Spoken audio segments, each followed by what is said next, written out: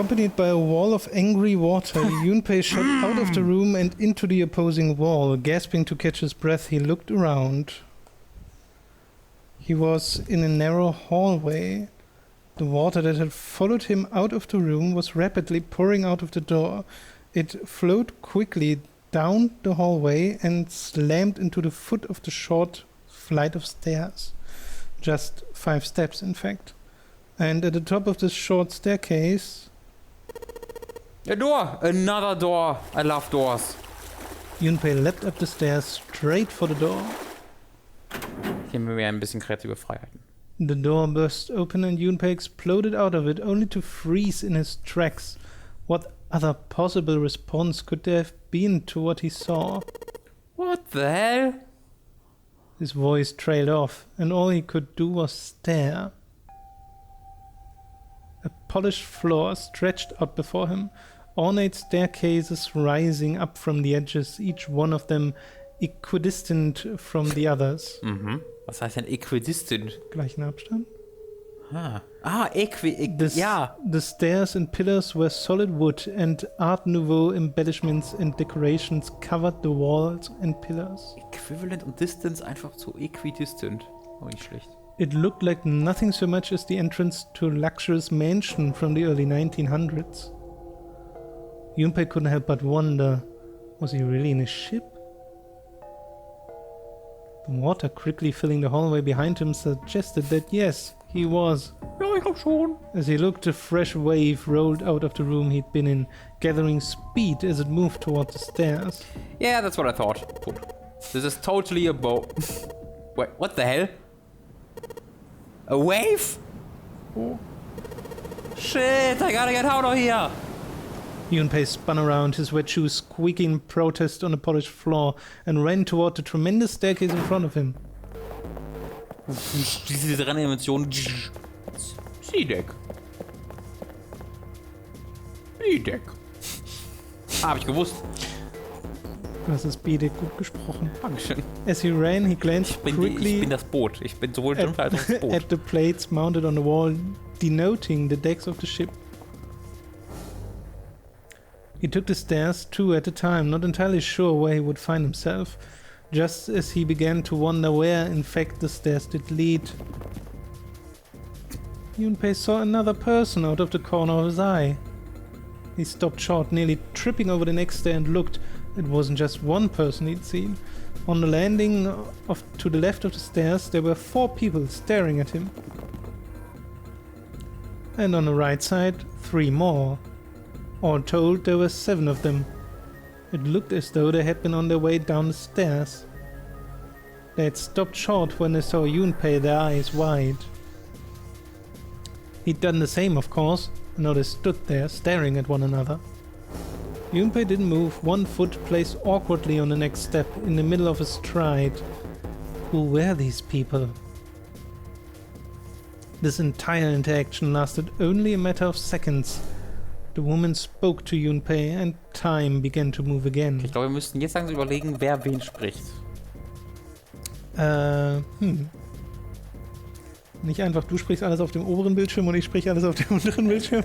Das würde eigentlich schön, ja, aber du hast ja auch sehr lange Gespräche. Und ich glaube, es wäre weird, wenn ich dann mit mir selber spreche, wenn das immer von unterschiedlichen Leuten kommt. Tja. Ja, wir können es erstmal einfach trotzdem mal so versuchen. I guess there's another one of us now. The woman was dressed, Junpei thought, rather like a dancer. Her clothes were covered very little and her prodigious jewelry little more. Ich muss mir gerade vorstellen, dass bei statt Dancer da was etwas Bleigenderes steht, also ganz nebenbei.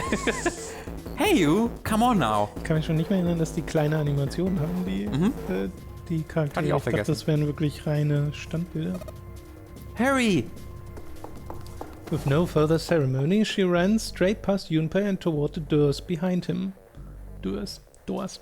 The sudden proximity of a woman with such striking assets left Junpei momentarily stunned. They were tits! But the others wasted no time and quickly followed the strange woman. Tits have been had! The first to pass Junpei was a young man with silver hair. No tits, though. He threw a quick glance in Junpei's direction as he ran, muttering, One of us, huh? Ich glaube, er redet. Also ich glaube nicht, dass er cool ist, aber ich glaube, er War tut. das ein Schal, was der oben hatte? Hab ich gar nicht gesehen. Following him was an older man, his face calm and without fear. Soft wrinkles sprouted from his eyes, and he came close enough as he passed for Junpei to see wisp of grey in his hair. His composure and shock of hair struck Junpei as rather like that of an elderly lion. Miau! Going up won't do. Lion. Going. Ich muss mir ein paar Stimmen für die anderen. Going up won't do you any good.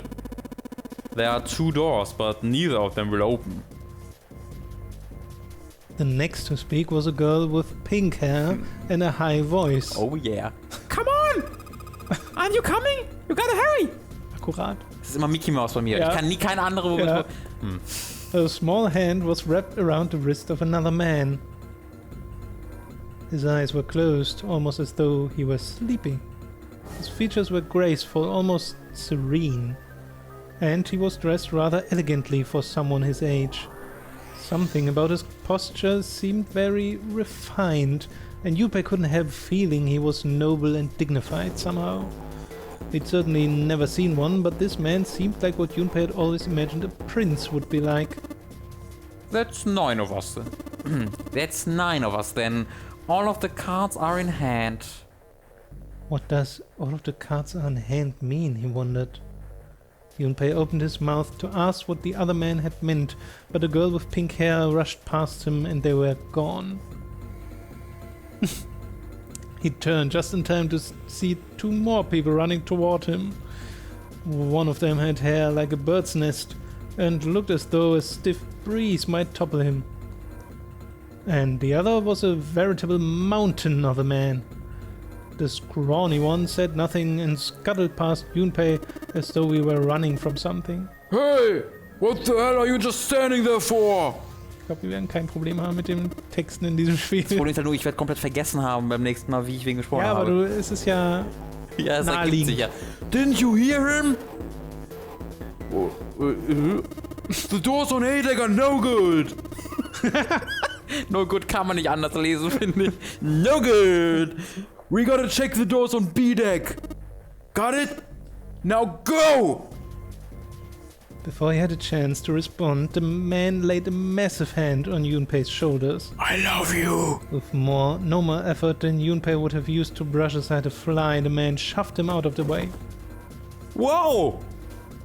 Thrown off balance by the man and recent events, it took Junpei a few steps to get his bearings. He finally regained his balance and looked up at what the other 7 had been running toward. Braucht einen kurzen Moment, um seine Bären wiederzufinden.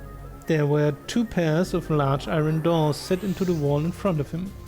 They looked quite sturdy and each had handles jutting from them. Ein S war ein Dreieck mit einem Strich. Written across the surface of each door in red paint was a number. The door on the right had a 4. And the door on the left had a 5. They are the same. Nee, der wird ja cool sein. The guy Junpei had decided to call Silver was mumbling to himself. The room I woke up in had a number on the door just like that. You too, well? With an arched eyebrow, the lion looked over at Silver. My cell was the same. A number upon the door. I opened it, ran down the hallway outside and found myself in the rather grand room full of stairs as, I suspect, did the rest of you. It was as though the floodgates had been opened. They all began to talk at once. Me too! Me I too. I did too. Yeah, door with number on it. It soon became Aber sehr clear gut that gemacht. each of them had awoken in a room with Als ob locked 20 Leute hier door drin gewesen wären. and solved a puzzle to escape. They'd all ended up in the same room. Almost as though they'd been guided there. Yes, we all saw the same thing. That's not important. We need to hurry. You think I don't know that lady? Before the dancer had time to finish, Silver was already running. He grabbed hold of the door labeled 5 and pulled. However, Fuck! It's not opening! This damn thing won't even budge. Move, you're in the way. The mountain grabbed Silver's shoulder and tossed him aside.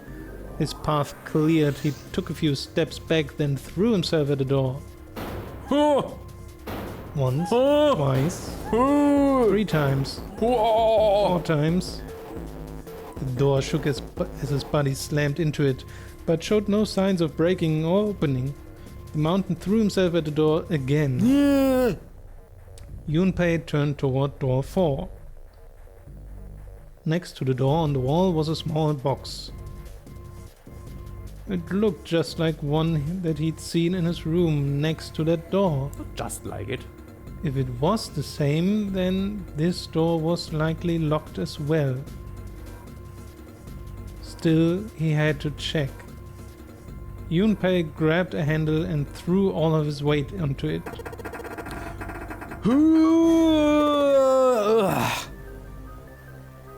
It was locked as tight as the door next to it, as he'd suspected.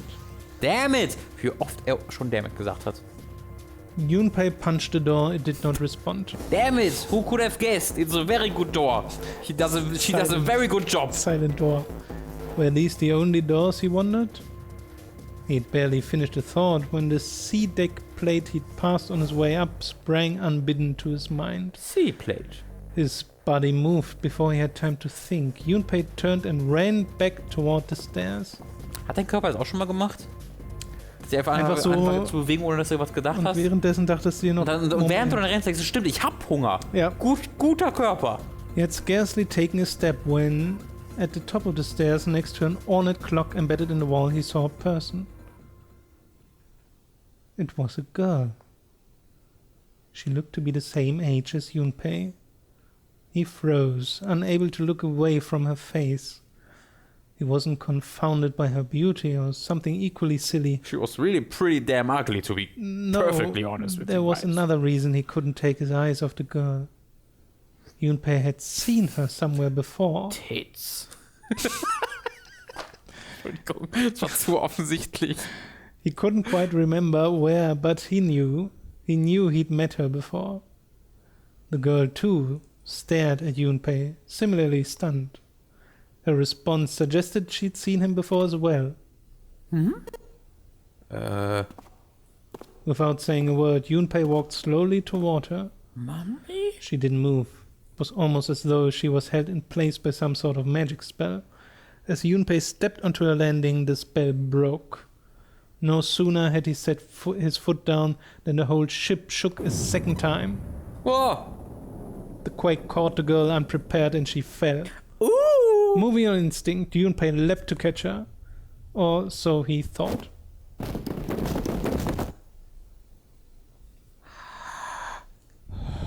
Her face was far closer than it should have been, mere inches from his own. He was flat on his back and she had landed squarely on top of him. The girl seemed as confused as he did, and her face suggested she still hadn't fully recovered from seeing him. For a moment that seemed to stretch for a very long time, they stared at one another. The ship stopped shaking. Everything was quiet. Get a room. Water could be heard from the bottom of the ship, lapping faintly at walls and ceilings, but eventually that faded as well. The silence was complete, a thick, muffling blanket. At last, the girl opened her mouth. Und spuckte. Voll eklig. Oh my gosh! Is that you, Jumpy? Jumpy. Das ist, glaube ich, auch nur im Nine, also das ist eine Übersetzung, glaube ich, weil halt Junpei-Kun oder sonst irgendwas. Ja. Und ich glaube, die benutzen sie auch nur hier in dieser Form, dass sie so Namen ändern, weißt du? Jumpy. Her words echoed through Junpei's head, and suddenly his memory returned. Akane? Why hadn't he realized it before? Sie sieht nur exakt gleich aus. The girl was Akane Kurashiki. She and Junpei had been friends in childhood. They'd gone to elementary school together for 6 years. But what was she doing on the ship? Guck mal, die hätte ich auch nicht erkannt. Ja. Die hat jetzt blaue Klamotten an. Her soft eyes were only inches away from his own. He could feel the warmth of her face. Feelings he'd thought long forgotten began to work their way to the surface. He could feel his face heating up. Sie sollte schnell aufnehmen, sonst wird es echt unangenehm. At that moment, A speaker crackled to life and a cold, eerie voice filled the room. Welcome aboard. I welcome you all from the bottom of my heart to this, my vessel. With the voice's invasion, the spell between Junpei and Akane was broken and all hints of burgeoning romance instantly forgotten. They hurriedly untangled themselves from one another and struggled to their feet. Also get a room, you two. Their 7 companions had heard the voice as well, and many of their faces had gone pale. The 7 companions were gone. They have all died. They looked around frantically, desperate to locate the source of the voice. At least they found it. A speaker sat in the ceiling. I am Zero, the captain of this ship. I am also the person who invited you here. The voice was harsh, obscured occasionally by the crackle of static. But Junpei recognized it. Mach's im Post. Bestimmt. How could he have forgotten it? Machst du doch einfach. Wer nicht redet, wird aber schwierig. Mit der linken Seite meines Gesichts einfach. It was the same voice he had heard from the man in the gas mask. Hey, asshole! What the hell is this? Ich glaube, es passt. Come on out, Come on! Come on out here? Ach so, come out here. I want to get a look at you. I'm a hero. What do you mean to do us? Do to us. I mean to have you participate in a game. Some of you, I know, are familiar with this game. The Nonary game. It is a game where you will put your life on the line. Nonary game? What the hell is that? The voice continued, implacable. The rules of the Nonary game can be found upon your persons. Das ist eine seltsame Beschreibung. They are simple rules. Read them. Nonary game? Hey, there's something in my pocket. Check this out. Goddammit. Ich hasse mich selbst. Silver reached into his pockets and pulled out a small slip of paper. The rest of them reached into their own pockets and pulled out similar slips of paper. Junpei followed suit and dug into the pocket of his pants. He felt the telltale crumble of paper, slightly damp from his earlier ordeal. Hey, I got one too! Great job, Junpei. Amazing. Then it would seem Zero has seen fit to grace us each with a letter. Would you mind terribly reading it to us, young man? His request had been delivered to Junpei, who after a short moment of surprise did as he'd been asked. Ooh. It's my time now. On this ship you will find a handful of doors emblazoned with numbers. We will call them numbered doors. The doors in front of you are a pair of the same. The key to opening these numbered doors are the numbered bracelets, in Anführung, numbered bracelets that each of you possess. Should you total the numbers on your numbered bracelets and find that the digital root of that number is equal to the number of that door, schade, ich dachte, es sagt numbered door, the door will open. Only those who have opened the door may pass through. There are, however, limits. Only 3 to 5 people can pass through one numbered door. All those who enter must leave, and all who enter must contribute. Bracelet. Junpei figured had to mean the bulky thing on his wrist. Dieses Bracelet. Yeah. He glanced around and looked like everyone else had one as well and had come to much the same conclusion. This is a bracelet. Alle gucken gerade so auf ihr. What is this? The purpose of this game is simple. Leave this ship alive. It is hidden, but an exit can be found. Seek a way out. Seek a door that carries a 9. Junpei had reached the end of the letter. There was a long moment of silence, and then the speaker crackled to life once more. There is one last thing I must tell you. As you have no doubt surmised, this ship has begun to sink. On April 14th, 1912, the famous ocean liner Titanic crashed into an iceberg.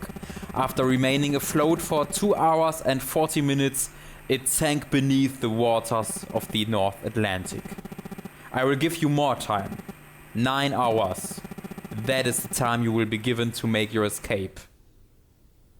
The voice finished, and the speaker went silent. The sound of a bell tolling echoed through the hall. It came from the dance hall adjacent to the stairwell.